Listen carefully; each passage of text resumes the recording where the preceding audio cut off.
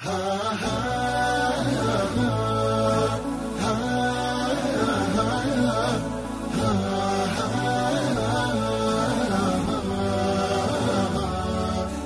سرت في حفظ الكتاب بهمة. تم التسجيل والمكساج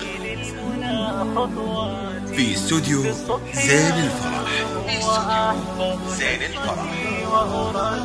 لكل جديد في عالم الزفات والشيلات والقصائد الشعرية. بالكتاب بهمة ومضت إلى نيل المنى خطوات.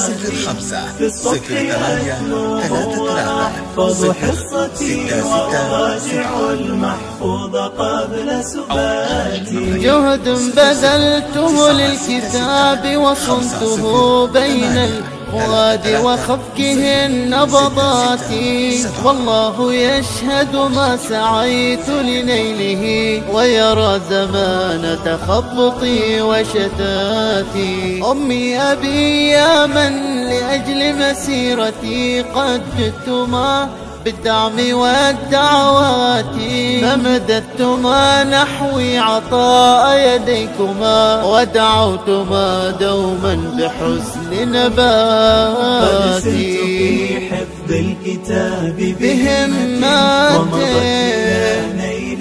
تم التسجيل والمكساج في استوديو حصتي لكل جديد في عالم الزفات والشيلات والقصائد الشعرية. لطلب والاستفسار يرجى التواصل على جوال 05-08-33-0667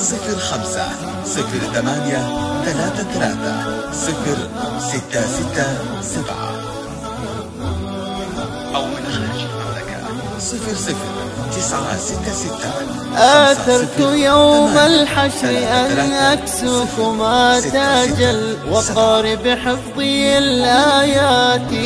إخواني الأغلى إليكم بهجتي، وإلى معلمة القلب فرحة ذاتي، وإليك مشرفة الفؤاد بشارتي أني وصلت إلى نعيم الآتي. فتذوب في حفظ الكتاب متاعبي ويهون للقرآن كل فواتي. قد سرت في حفظ الكتاب بهمات ومضت إلى نيل المنى خطواتي.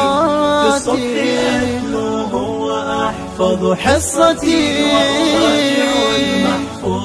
تم التسجيل والمكساج. يا رب بارك دار نورها التي فتحت مرابعها لكل فتاة، عشنا بها عمرا تألق ذكره ويحفنا ظل من الرحمات. بلغت جواهر اليوم غاية حلمها في روض تلك الدار والحلقات. قد ختمت الذكر بعد مسيرة سارت لها قدمي بكل ثبات. بهمات خطواتي وأحفظ حصتي قبل سباتي. ورعاية الرحمن حافت غايتي دوما بحسن رعايتي وهباتي. فالحمد لله الذي قد سرني بمنال مطلوبي وسعد حياتي. قد سرت في حفظ الكتاب بهمة ومضت إلى نيل المنى خطواتي. في الصبح أتلوه وأحفظ حصتي وأراجع المحفوظ قبل سباتي. قد سرت في حفظ الكتاب بهمة ومضت إلى نيل المنى خطواتي. في الصبح أتلوه وأحفظ حصتي وأراجع المحفوظ قبل سباتي.